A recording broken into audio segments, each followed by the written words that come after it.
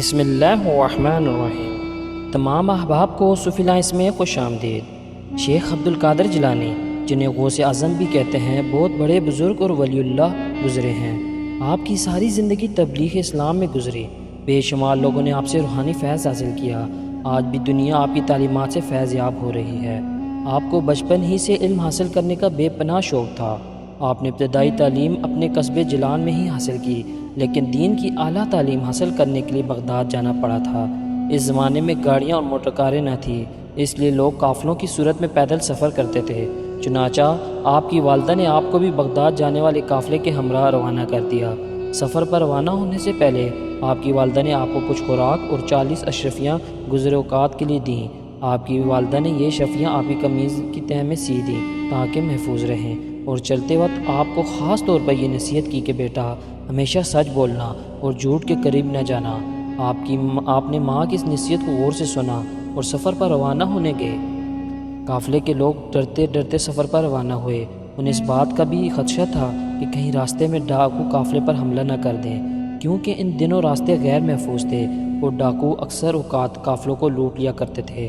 آخر وہی ہوا جس بات کا ڈر تھا۔ قافلے نے ابھی سفر کی 2 منزلیں ہی طے کی تھی کہ ڈاکوؤں کے ایک گروہ نے رات کی تاریکی میں ان پر حملہ کر دیا۔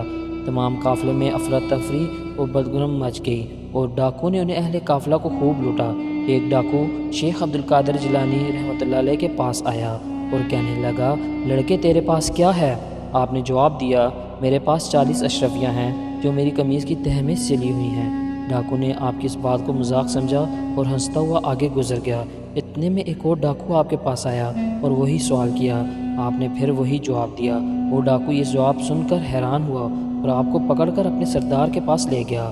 ڈاکو کے سردار نے تعجب سے آپ کو دیکھا اور پوچھا، لڑکے سچ مچ بتا، تیرے پاس کیا ہے؟ آپ نے وہی بات دہرائی۔ آپ کی یہ بات سن کر سردار کی حیرت کی انتہا نہ رہی۔ آپ نے اپنی قمیض کی تہ کو کھولا تو پوری 40 اشرفیاں زمین پر گر پڑیں۔ اشرفیاں دیکھ کر سردار کی آنکھیں حیرت سے کھلی کی کھلی رہ گئیں۔ اس نے آپ سے مخاطب ہو کر کہا، لڑکے تو نے سچ بول کر اپنا راز کیوں فاش کر دیا؟ حالانکہ تو آسانی سے اپنی اشرفیاں بچا سکتا تھا۔ آپ نے جواب دیا، میری ماں نے مجھے نصیحت کی تھی کہ بیٹا ہمیشہ سچ بولنا۔ میں نے اپنی ماں کی نصیحت پر عمل کیا ہے۔ آپ کا یہ جواب سن کر سردار اس قدر متاثر ہوا کہ بے ساختہ اس کی آنکھوں میں آنسو آ گئے۔ وہ سوچنے لگا، ایک طرف یہ لڑکا ہے جسے اپنی ماں کی نصیحت کا اس قدر خیال ہے، اور دوسری طرف میں ہوں کہ اپنے مالک کے حقیقی کے احکام سے غافل ہو کر بے گناہ لوگوں کو لوٹتا ہوں۔ اس کے دل سے غفلت کا پردہ دور ہو گیا۔ اس نے توبہ کر لی اور قافلے کا لوٹا ہوا مال واپس کر دیا۔ اس طرح آپ کی سچائی کی بدولت ڈاکوؤں کی اصلاح ہو گئی اور وہ نیکی اور پرہیزگاری کی زندگی گزارنے لگے۔ سبحان اللہ۔